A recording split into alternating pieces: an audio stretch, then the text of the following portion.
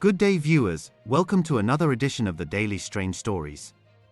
I'm John Brown. I trust you've navigated the start of the week with energy and optimism. Our lead story for today. Cat Matlala pumps these police bosses with lots of cash after his multi-million rand deal with Bheki Cele sailed through. Investigators in big trouble as Matlala actively monitors them while in prison. State witnesses think twice, choose not to nail Matlala to avoid dying ruthlessly. General Masemola suspends controversial top cop, Shadrack Sibiya, with immediate effect over Mkhwanazi's 121 dockets, and orders him to bring back his police gun immediately. In South African Police Service's high-stakes business deals and hidden connections, a controversial businessman, Vusimusi Cat Matlala, who has been described in court as a very dangerous criminal, has emerged as a central player in a web of financial transactions and influence that reaches deep into the ranks. After securing a massive 360 million rand tender linked to former Police Minister Bheki Cele, Matlala has been channeling funds to senior police officials, raising questions about how far his reach extends. This deal, which involved providing health services to thousands of police employees, has now unraveled amid allegations of improper payments and close ties that blur the lines between business and law enforcement. As investigators dig deeper, they find themselves under close watch from Matlala, even while he sits behind bars, creating an atmosphere where state witnesses hesitate to come forward for fear of severe consequences. Adding to the unfolding drama, National Police Commissioner General Fannie Masemola has taken decisive action by suspending controversial top cop Lieutenant General Shadrack Sibiya immediately, following concerns raised by KwaZulu-Natal Police Commissioner Lieutenant General Nhlanhla Mkhwanazi about interference in 121 sensitive dockets related to political killings. This story begins with the tender that put Matlala in the spotlight. Awarded to a company he controls called Medicare24 Tswane District, the contract promised comprehensive health and risk screenings for around 180,000 police staff members across the country. The deal sailed through under the watch of Bheki Cele, who served as police minister at the time, and Matlala's close association with him has been a point of scrutiny. Cele even had access to an exclusive penthouse in a Pretoria hotel following the tender's approval, highlighting the personal benefits that seemed to flow from these arrangements. But the windfall did not stop there. Bank records show that Matlala, through his company Lucho Africa Brand Investments, made specific payments that appear designed to benefit key figures in the police's finance and procurement sections. One such payment involved 100,000 rand transferred on February 4 to Osizweni Meat Hyper, a butchery in Mamelodi run by Modigi Gegana. While Rachel Mitching, a brigadier in the police finance section, has no official link to this business, social media connections reveal that she and Gegana know each other well. It turns out Mitching herself requested this payment from Matlala, providing the bank details for the transfer. The money ultimately seems to have benefited Mitching, pointing to a pattern where funds move through intermediaries to obscure their true purpose. Lucho Africa Brand Investments, directed by Matlala since its founding in 2015, serves as the vehicle for these transactions, allowing him to maintain influence without direct traces. Another payment, this one for 5,000 rand on April 17, 2025, went from Lucho to a dormant company called Mr. Simon General Supplies. Registered in 2022 but now in deregistration due to unmet filing requirements, this entity lists a modest house in Garankuwa Township as its address. Visits to the site reveal a simple RDP house next to a small tuck shop, with locals unaware of any business operating there. The director, originally named Mark Simon Liu, changed his surname to Cartwright last October, as noted in government records. Family ties link him to Captain Brian Cartwright, who works in the police procurement management section. Photos from social media show the two together at events like a wedding in March and a cricket match in 2020, confirming their close relationship. Cartwright played a direct role in shaping the tender that Matlala won. He helped tailor the specifications and sat on the evaluation committee, positions that gave him significant sway over who would secure the contract. When questioned about the payment, Mark Cartwright described Matlala as a family friend and claimed the money covered car washing services for 5 vehicles at 500 rand each, with an extra 2,500 rand as a bonus. He mentioned handling tasks like washing Matlala's cars because direct cash payments were inconvenient, but he avoided further details. These explanations highlight how personal connections can facilitate financial flows that benefit those in positions of power within the police. The tender itself has since been cancelled by General Masemola, just 7 months after its award, following an internal audit that uncovered multiple issues. The audit pointed to fraud, collusion, and violations of procurement rules. Specific problems included sustained underperformance by Matlala's company, irregularities in the bid documents, the use of unauthorized personnel, false representations about staff and authority, misrepresentations of the corporate structure, undisclosed changes in directors, and practices resembling fronting. By the time of cancellation, the firm had already received 50 million rand in payments, a substantial sum that underscores the financial stakes involved. Further complicating matters, Brigadier Petunia Lenono, who headed the police's psychology services, resigned shortly before the tender was awarded and then joined Matlala as a consultant.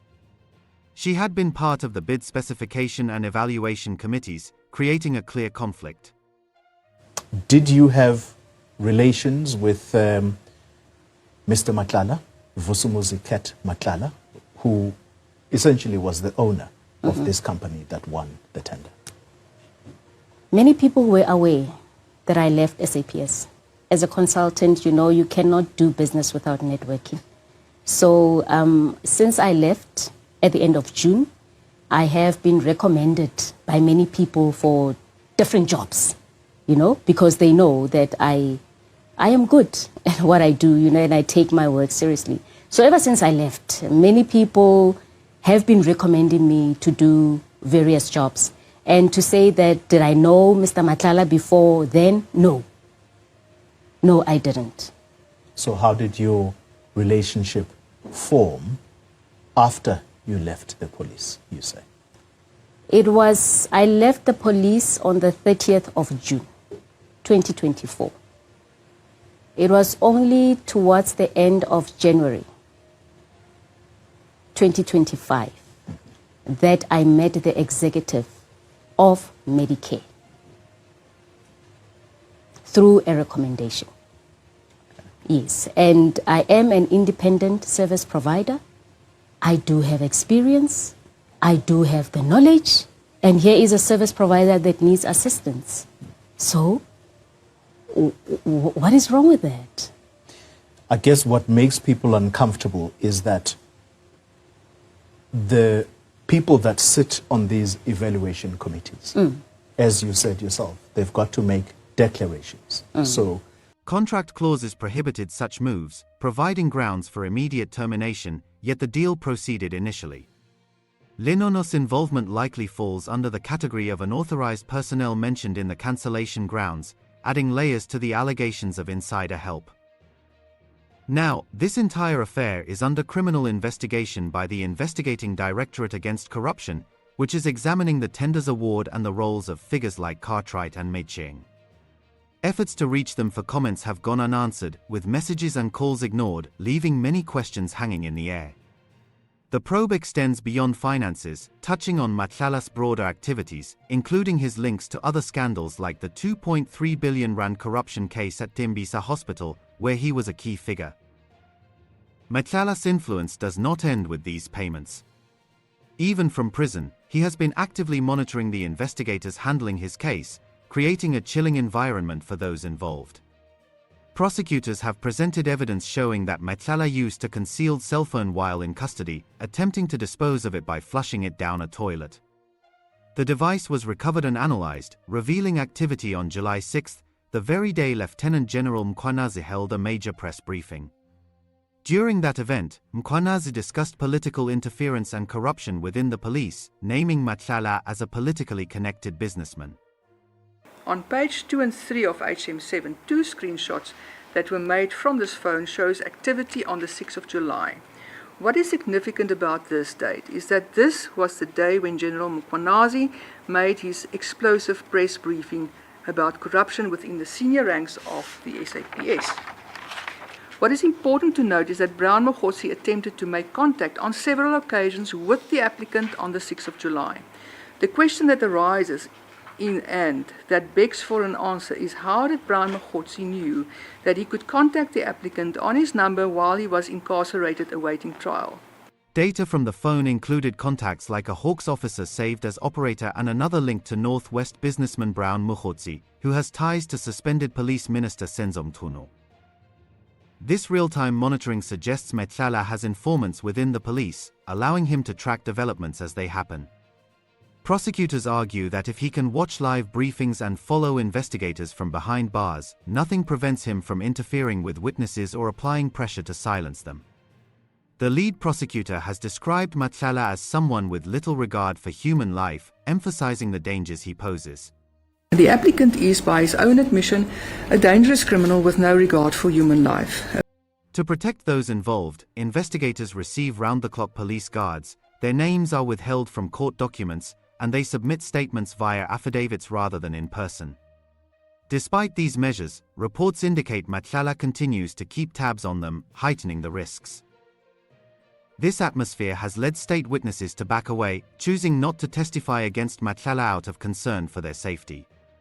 Two key witnesses, funeral parlor owner Peter Pogo and Matlala's ex-girlfriend Dora Ledile Papo, have filed complaints with the Independent Police Investigative Directorate, alleging coercion and threats by officers to sign false statements implicating him. Poco's account details a meeting that turned intimidating, with officers arriving in unmarked vehicles, some wearing balaclavas, pressuring him about a burial receipt. He claims they threatened arrest for serious crimes he did not commit, forcing him to sign a statement under duress, especially challenging given his medical condition that affects his ability to read or write.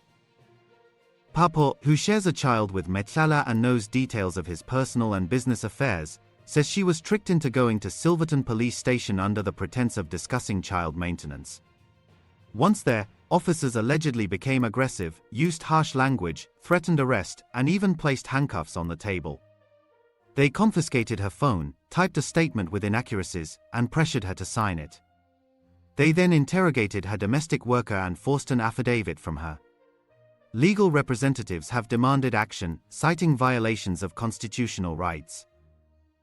These complaints have prompted calls for an urgent investigation into the police's political killings task team, though the directorate has noted difficulties in locating the records without case numbers.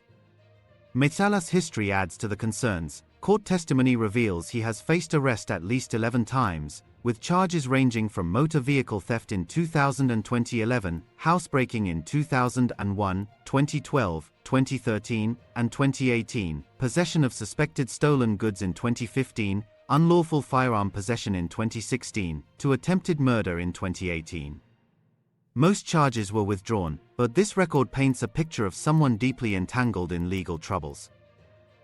In his bail application, detailed in an affidavit over 100 pages, Matlala argues for release, offering 100,000 rand and citing needs like chronic medication for asthma, support for his 9 children, and the ability to work and pay legal fees. He accuses the state of tampering with his seized devices by adding incriminating data. Prosecutors counter that he poses a flight risk, pointing to alleged fake identities like an Eswatini passport under the name Vusimusi and falsified documents, including a funeral invoice for 100,000 rand tied to one of his daughters. They claim this evidence shows his capability to evade justice.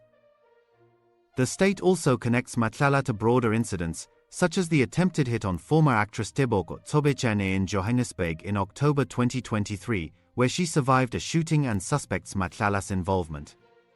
This ties into the murder of whistleblower Babita Deokaran, who flagged concerns about Matlala's tenders at Tembisa Hospital.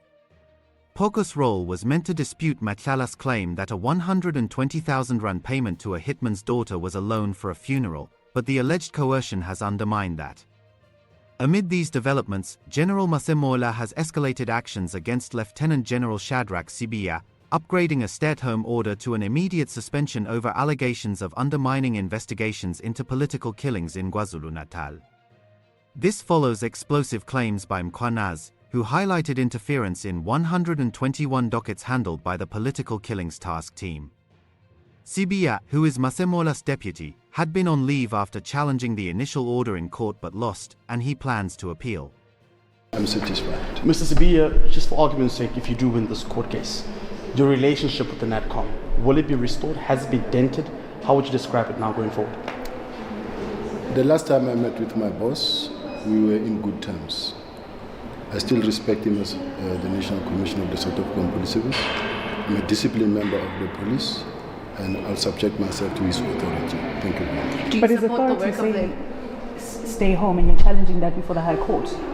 Like I'm saying, at this point in time, I'm before court and I'll await the outcome of the court. If his authority is dead, let's hear what the court is saying. This is a different process, what you're talking about, and what I'm talking about in terms of the relationship. These are two different things.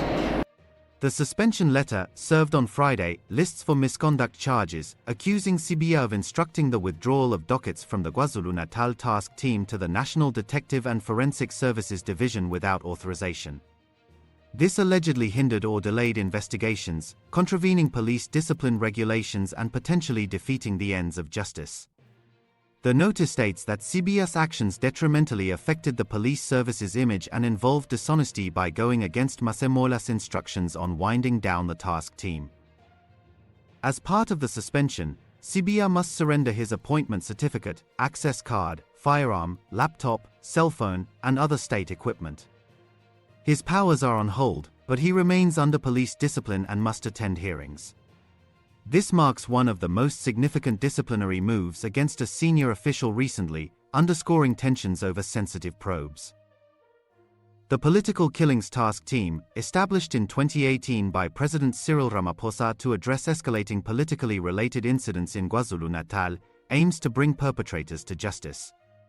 It focuses on assassinations targeting local councillors and ANC members, a problem fueled by the province's role as a hub for hitmen.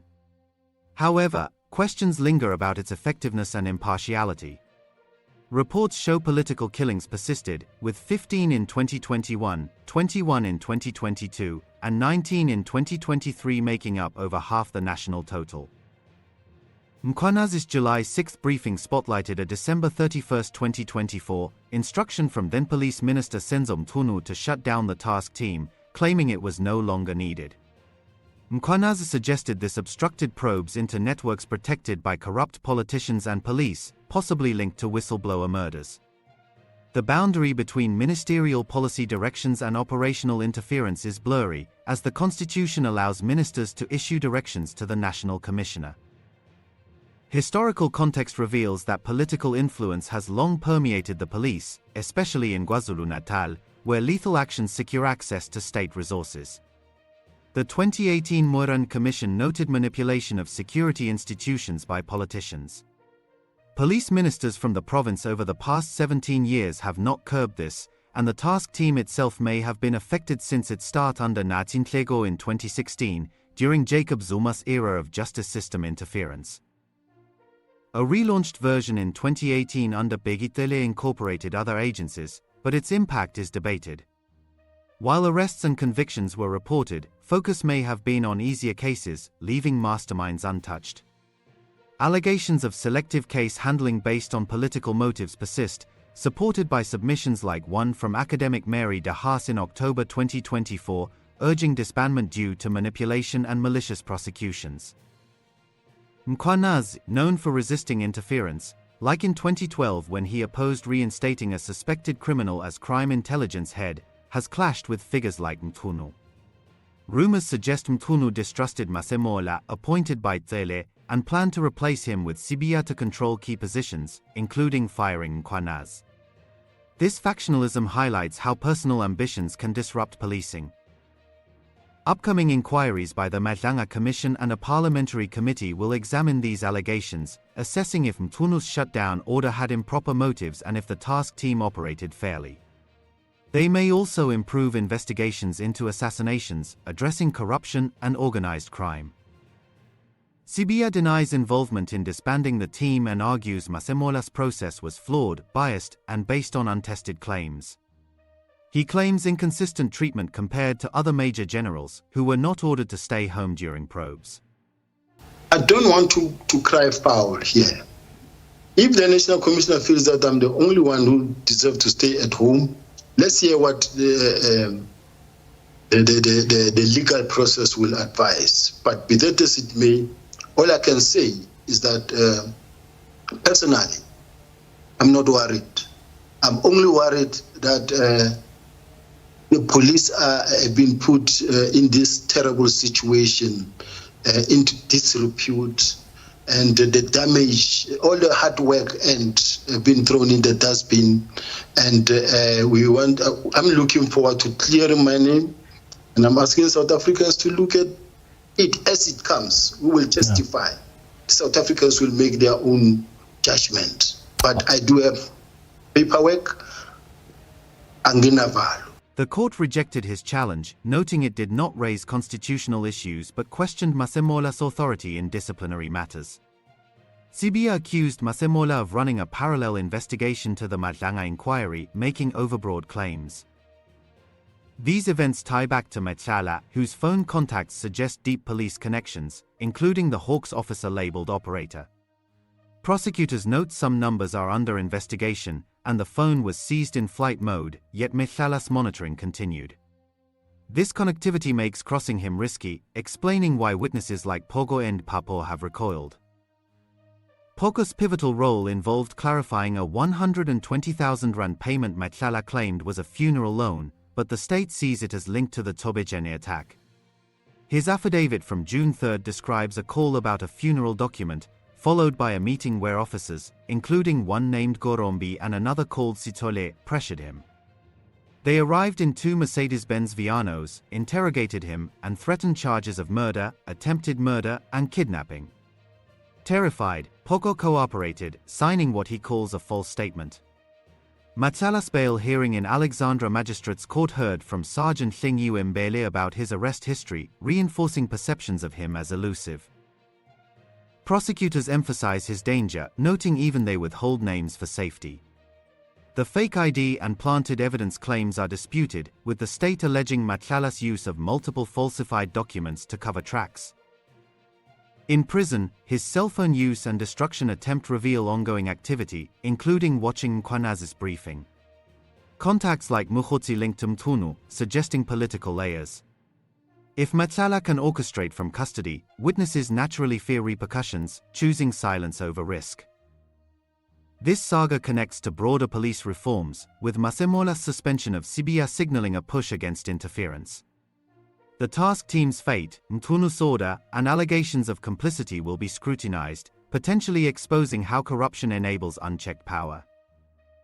As new Police Minister Firoz Kachelia and Masemola prioritize these investigations, the hope is for transparency and justice. The details paint a picture of a system strained by influence, where figures like Matlala operate with apparent impunity, pumping cash to officials post-tender wins, and maintaining surveillance even in confinement. Witnesses' cold feet stem from real fears, amplified by alleged police coercion. This ongoing story continues to evolve, with courts and commissions set to delve deeper. It raises fundamental questions about trust in institutions and the cost of speaking out. What do you think? Should state witnesses in cases like Matlala's receive even stronger protections to encourage them to testify without fear, or do you believe the current system is enough to handle such powerful figures, and why? Share your thoughts in the comments below to join the discussion and help us understand different perspectives on making justice safer for everyone. Thanks for watching this news bulletin. Please share your opinion in the comments section. We would be glad to read and respond to your comments. Let's meet again tomorrow in our next strange story. Have a focused and efficient Tuesday.